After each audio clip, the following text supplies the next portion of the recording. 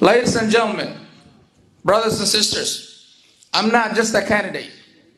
I'm a father, a husband, a son, a brother, a neighbor, a businessman, someone who deeply cares about the well-being of our community.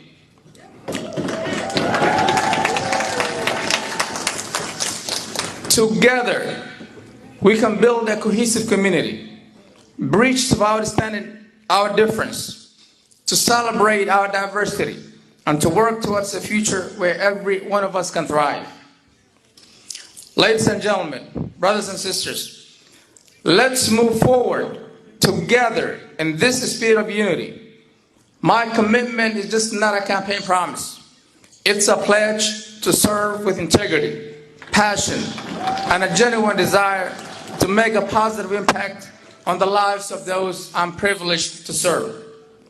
Ladies and gentlemen, brothers and sisters, I'm asking you to visit my website, dini4ohio.com, to learn more about me, to learn about the issues that I hold near and dear, to register to vote, to check on your registration voter status, to volunteer as well.